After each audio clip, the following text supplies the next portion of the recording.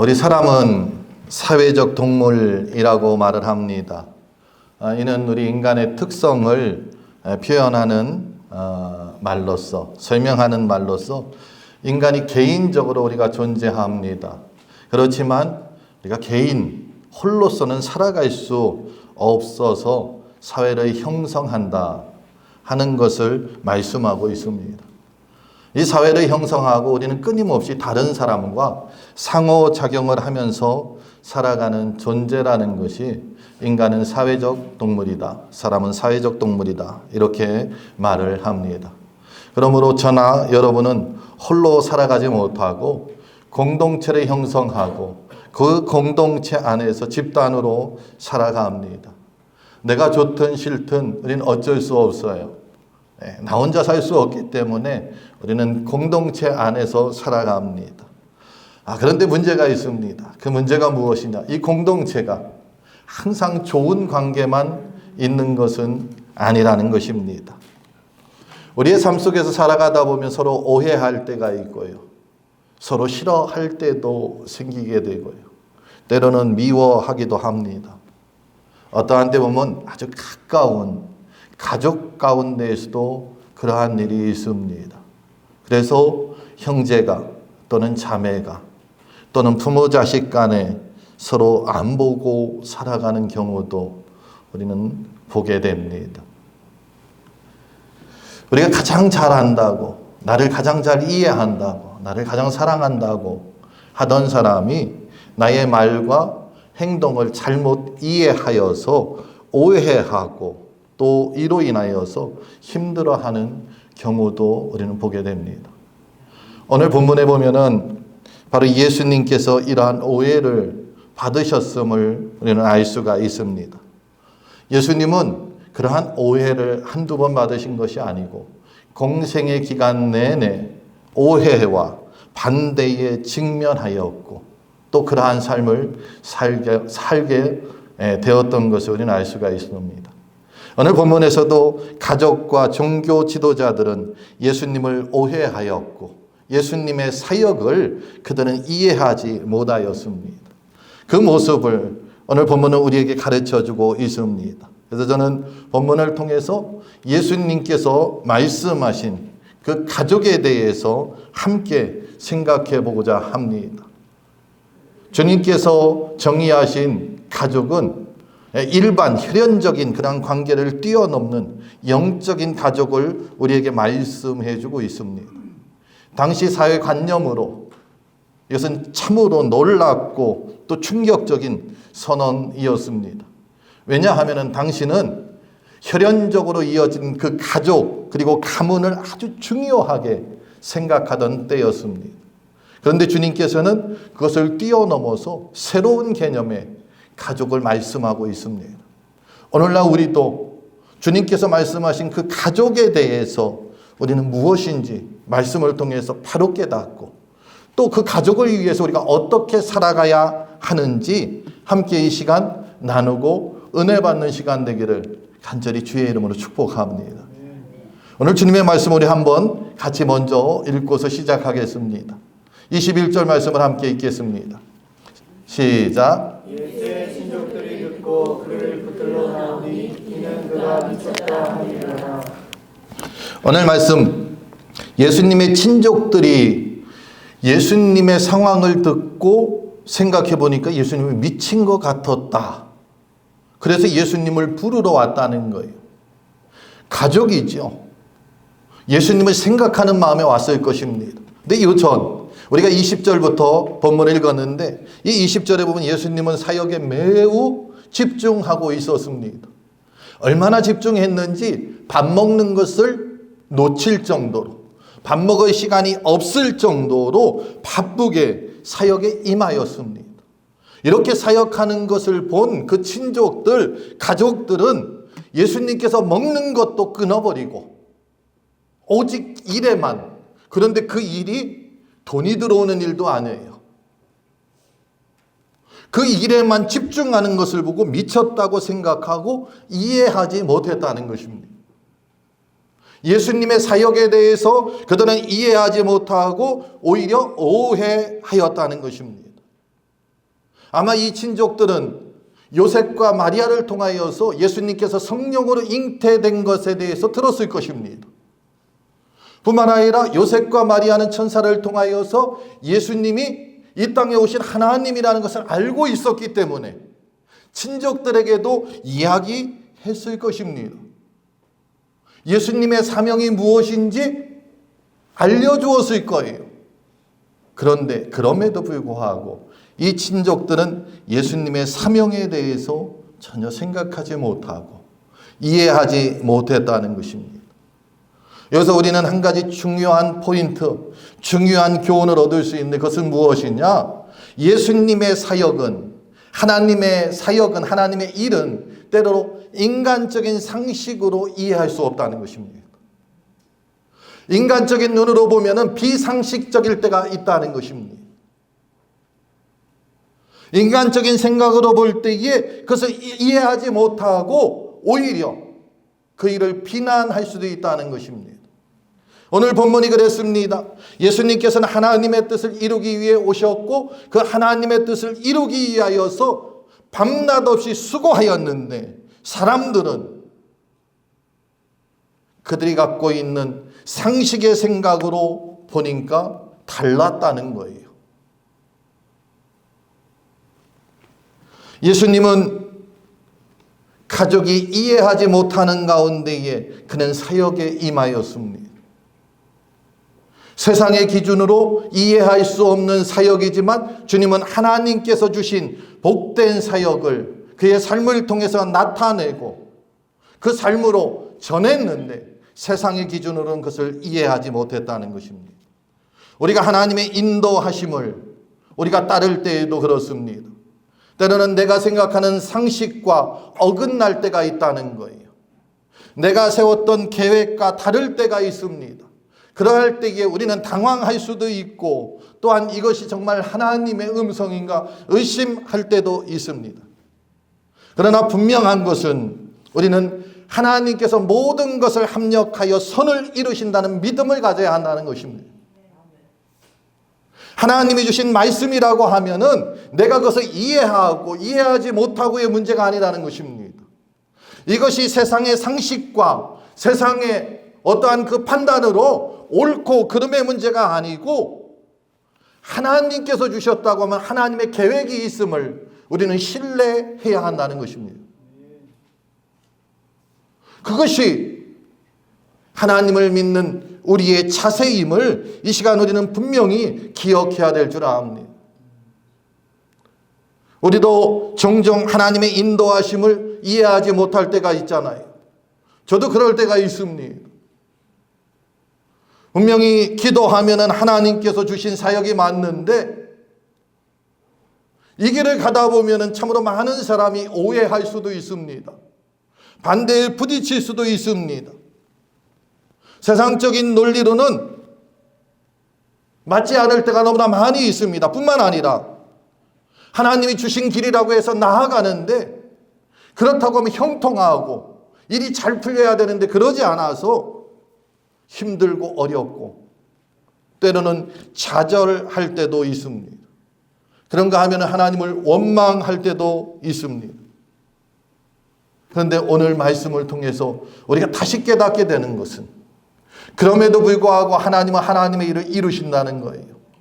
그렇기 때문에 저와 여러분은 하나님을 믿는 믿음의 사람으로서 하나님께서는 모든 것을 합력하여 선을 이루시듯이 나의 삶 가운데에서도 이 모든 것을 합력하여 하나님이 갖고 계신 계획이 있다는 것을 우리는 확신해야 한다는 것입니다. 하나님의 길이 나의 길과 다르고 하나님의 생각이 나의 생각보다 다르다 할지라도 하나님의 길이 맞습니다. 하나님의 생각이 맞습니다.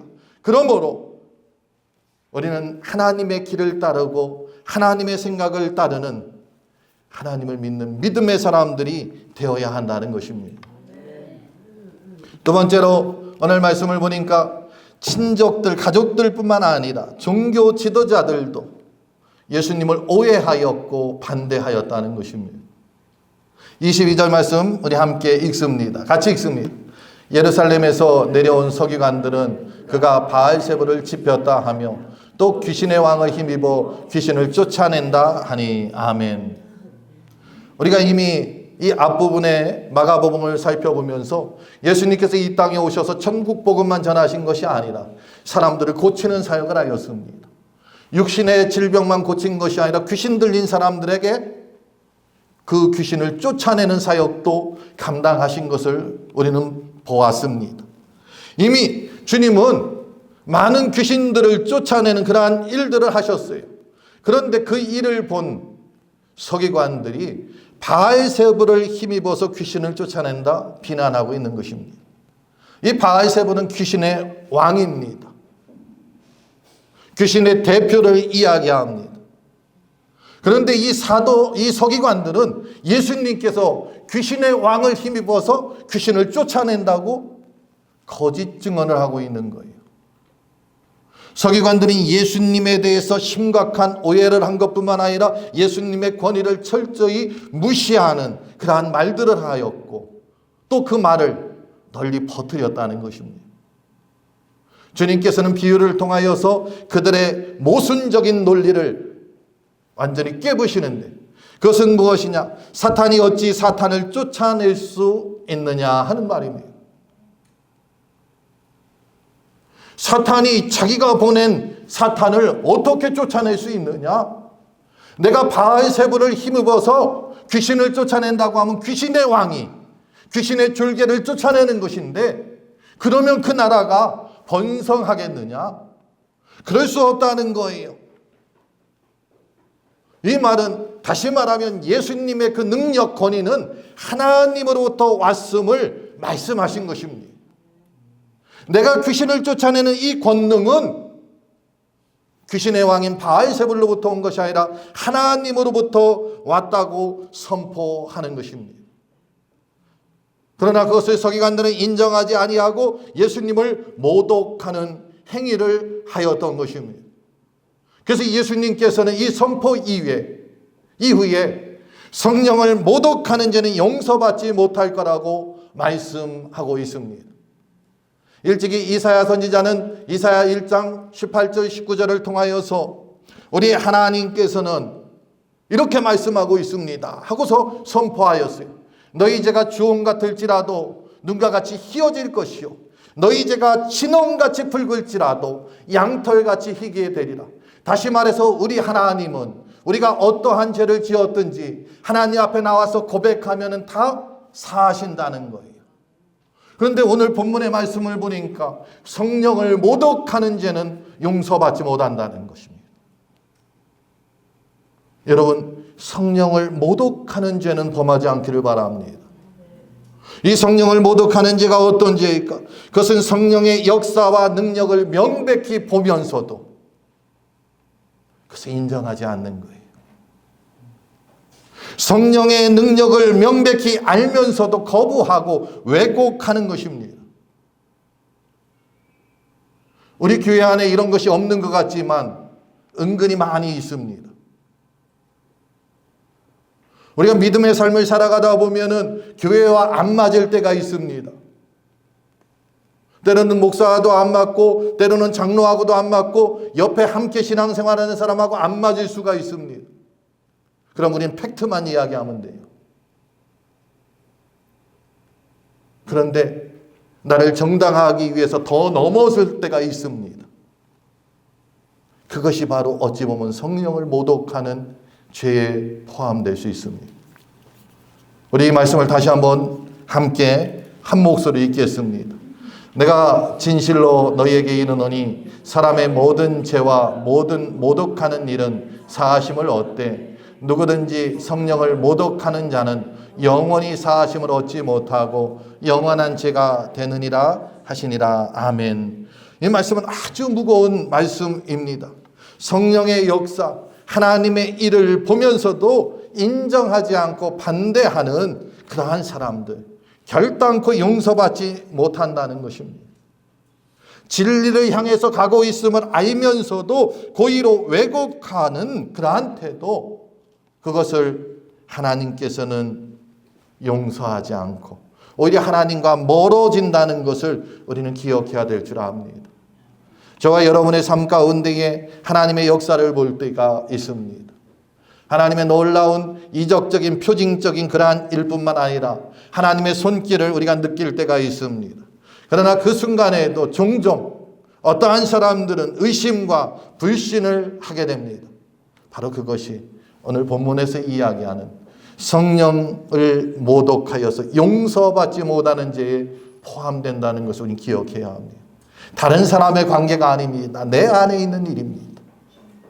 내 안에 하나님이 역사하고 나의 삶 가운데 하나님이 역사하시고 하나님이 함께 하시는데 우리가 의심하거나 믿지 못할 때에 우리는 어찌 보면은 용서받지 못하는 죄에 빠질 수 있다는 것을 우리는 분명히 깨달아야 합니다. 그러므로 우리는 항상 하나님께서 행하시는 그러한 사역들을 인정하고 받아들여야 합니다. 내 삶 가운데뿐만 아니라 우리 교회 가운데에 또 내가 살아가는 이 세상 가운데에 하나님께서 역사하시는 일들이 있음을 우리는 마음을 열고 겸손한 자세로 받아들여야 한다는 것입니다. 하나님의 그 일하심을 인정하고 받아들이는 것, 그것은 신앙에서 아주 중요한 부분입니다. 우리의 믿음의 성장을 가져오고요, 믿음의 확신을 가져옵니다. 그렇기 때문에 오늘 본문에서 예수님께서는 서기관들의 그러한 오해에 대해서 강력하게 지적하신 것입니다. 그들은 알면서도 고의로 진리를 왜곡하였고 하나님의 능력을 인정하지 않았던 것입니다. 우리가 하나님의 행하시는 그러한 일들을 보고 인정하는 그러한 자세를 가질 때에 우리는 하나님과 더 가까워지고 우리의 믿음은 확고해지고 또 우리의 신앙은 하나님이 보시는 우리의 믿음은 더욱더 큰 믿음으로서 하나님 앞에 칭찬받는 믿음이 될 줄 믿습니다. 오늘 성경에서 예수님께서는 이 말씀을 하시고 가정에 대해서 새롭게 정의하시는 그러한 부분이 있습니다. 특별히 35절을 통하여서 누가 진정한 형제고 자매인지 우리에게 말씀해 주고 있습니다. 함께 읽습니다. 누구든지 하나님의 뜻대로 행하는 자가 내 형제요 자매요 어머니니라. 아멘. 이 말씀은 오늘 우리가 읽은 본문의 마지막 말씀입니다. 근데 이 전부터 보면은 31절에 보니까 예수님의 어머니와 형제들이 예수님을 찾아왔다고 말씀하고 있습니다. 그리고 예수님을 만나려고 예수님을 부릅니다. 사람을 보내서 예수님을 부르시는데 이 사람들이 와서 예수님께 말씀하는 거죠. 예수님의 어머니와 형제들이 왔습니다. 그때 예수님께서 말씀하시는 것이 누가 내 어머니며 내 형제냐, 내 자매냐. 그리고 결론적으로 말씀하십니다. 그 말씀이 이 말씀이에요. 누구든지 하나님의 뜻대로 행하는 자가 내 형제요 자매요 어머니니라. 아멘. 서두에서 말씀드린 대로 이 말씀은 당시의 유대인들에게는 아주 충격적인 말씀이었습니다. 가족이라는 개념을 아주 새롭게 만드는 놀라운 그런 말씀이었죠. 오늘날도 가족이라는 개념을 새롭게 만드는 놀라운 말들이 여기저기서 법안으로 발표되고 있어요. 그런데 이 법안은 잘못된 법안. 그렇잖아요. 부부에 대해서 이야기하는데 여러분 부부가 누구와 누구의 만남이라고 생각합니까? 한 남자와 한 여자의 만남. 그거 부부라고 하잖아요. 근데 오늘날 법은 그렇게 이야기하지 않아요. 한 사람과 한 사람의 만남. 제가 오늘은 자신 있게 이야기하지만 좀 지나면 이런 말 하면 잡혀갈지도 몰라요, 이제.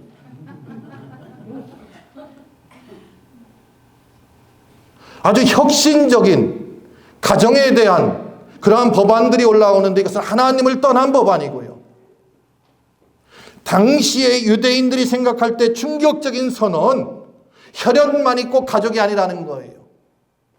이 땅의 가족은 혈연으로 연결되어 있지만 영적인 가족은 다르다는 것을 우리에게 말씀하고 있습니다. 영적인 참된 가족은 어떠한 사람이냐? 하나님의 뜻을 행하는 사람이 영적인 가족이라는 것입니다. 이 땅에 살아가면서 우리에게는 육신적인 가족이 있습니다. 육신적인 가족에게 우리는 최선을 다하여서 사랑으로 돌보고 그들을 보호해야 합니다. 하나님이 우리에게 주신 사명입니다. 그런데 육신적인 가족뿐만 아니라 영적인 가족에 대해서도 그렇게 해야 한다는 것입니다. 그 영적인 가족을 하나님의 뜻을 행하는 사람이라고 말씀하고 있습니다. 그러면은 어떻게 하나님의 뜻을 행할까요? 그 첫째는 말씀에 순종하는 사람들입니다. 예수님께서 우리에게 주신 오늘 말씀의 교훈뿐만 아니라 성경을 통해서 주님께서 주신 모든 말씀들을 살펴보면은 거기에는 분명하게 하나님의 뜻이 드러나 있습니다. 그 뜻이 드러난 것에 그대로 순종하는 사람들, 그들이 영적인 가족이라는 것입니다. 하나님이 주신 말씀을 우리 삶 가운데 실천하는 사람들, 그들이 영적인 가족이라는 것입니다. 순종이라는 것은 깨닫는 것에 그치는 것이 아니에요. 행하는 것을 순종이라고 합니다. 그래서 순종하는 삶을 사는 사람들은 매일의 삶 속에서 예수 그리스도가 나타납니다. 순종하는 삶을 사는 사람들은 그의 행동에서 예수 그리스도가 나타나고, 그의 말에서, 언어에서 예수 그리스도가 나타나고, 그의 생각에서 예수 그리스도가 나타난다는 것입니다. 순종하지 않을 때에 우리는 말씀을 안다 할지라도 우리의 생각과 우리의 언어와 우리의 말에서 예수를 나타낼 수 없다는 거예요. 저와 여러분은 말씀을 듣고 깨달았으면 순종하는 사람으로 하나님의 뜻을 행하는 사람이 되시길 주의 이름으로 축복합니다. 하나님의 뜻을 행하는 사람은 어떤 사람인가? 사랑을 실천하는 사람입니다. 순종하는 사람과 비슷하지만 사랑을 실천하는 사람, 이 사람이 하나님의 뜻을 행하는 사람입니다. 우리 주님께서 이 땅에 오셔서 세상의 가장 큰 계명이 무엇이냐고 묻는 제자들에게 주님 말씀하십니다. 하나님을 사랑하라. 그리고 내 이웃을 이와 같이 사랑하라. 하나님을 사랑하는 만큼 우리는 이웃에게 그 사랑을 나타내야 합니다. 심지어 우리 주님은 원수까지 사랑하라고 말씀하고 있습니다. 다시 말해서 하나님을 믿는 사람은 사랑의 행위가 우리 삶 가운데, 우리의 실천 가운데 나타나야 한다는 것입니다. 제가 조금 전에 가족에 대해서 말씀하면서 가족을 우리가 사랑으로 돌보고 보호해야 한다고 말씀을 드렸습니다. 그런데 그 가족이 육체적인 혈연으로 연결된 가족뿐만 아니라 영적인 가족, 또 심지어 이 사랑은 영적인 가족이 아니라 믿지 않는 원수까지, 믿지 않는 자들을 향한 사랑이 우리에게 있어야 한다는 것입니다. 그들을 향한 사랑은 케어하고 돌보고 보호해 주는 것이 아니라 예수를 믿게 하는 거예요. 그리고 그들이 예수 그리스도 안에 들어왔을 때에 우리는 그들을 보호하는 것입니다. 믿지 않는 사람들을 그냥 보호하면은 믿지 않고 보호받다가 죽고 지옥 갑니다. 믿지 않는 사람들에게 우리의 사랑의 실천은 복음을 전하는 것입니다. 그렇기 때문에 우리는 땅끝까지 나아가서 복음을 전하려고 선교도 가고 전도도 하고 때로는 욕을 먹고 핍박을 받으면서 주의 복음을 전하는 것입니다. 우리는 이 복음 전하는 것을 위하여서, 사랑의 실천을 위하여서 자기 희생이 있어야 한다는 것입니다. 또한 세 번째로 어떠한 사람이 하나님의 뜻을 행하는 사람이냐? 사명에 동참하는 사람입니다. 주님께서는 이 땅에 오셔서 하나님께 받은 사명에 충실하셨습니다. 그것은 무엇이냐? 바로 복음을 전하는 거예요. 예수님 당신이 복음이 되어서 십자가에서 대신 죽어주시고 그것을 세상에 선포하는 것입니다. 그리고 그 주님께서는 제자들을 뽑아서 세상의 복음을 전파하라고 명령하셨습니다. 사도 바울은 예수님의 그 마음을 어떻게 표현했느냐? 그리스도의 뜻은, 예수 그리스도의 마음은, 예수 그리스도의 목표는 세상의 모든 사람이 진리를 알고 구원받는 데 있다고 표현하고 있습니다. 우리는 때로 그렇습니다. 아주 흉악한 범죄를 저지른 사람은 지옥 갔으면 좋겠다는 것이 우리의 생각입니다. 저의 생각입니다. 하나님을 전하고 예수 그리스도를 전하는데 끝까지 반대하는 사람, 제 생각에는 그 사람은 그러다가 지옥 갔으면 좋겠어요. 그런데 우리 하나님의 마음은 그러지 않다는 거예요. 그도 거기서 돌이켜서 구원받고 천국 백성 되는 것이 우리 하나님의 마음이라는 것입니다. 우리 예수님의 마음이라는 것입니다. 그리고 예수님은 그 사명을 우리에게도 주셨다는 것입니다.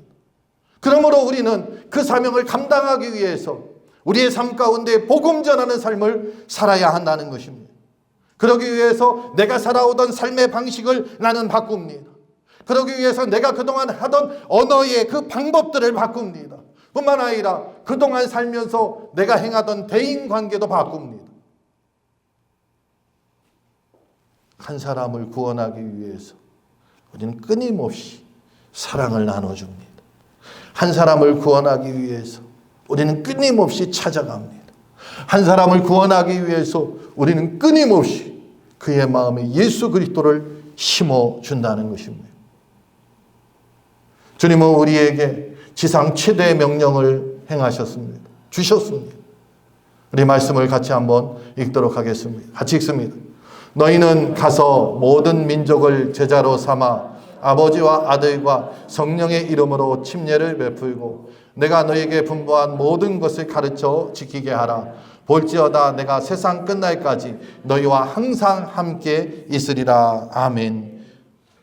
이 말씀은 예수님의 사명에 동참하는 것이 우리의 선택사항이 아니라는 것을 가르쳐주고 있습니다. 필수입니다. 그리고 우리에게 주어진 사명입니다. 저와 여러분이 하나님의 뜻을 행할 때에 우리는 예수님의 참된 가족이 됩니다. 우리가 하나님의 뜻을 행할 때에 바로 내가 예수 그리스도의 형제요, 자매요, 어머니가 된다는 것입니다. 또 어머니 하면 안 되겠죠.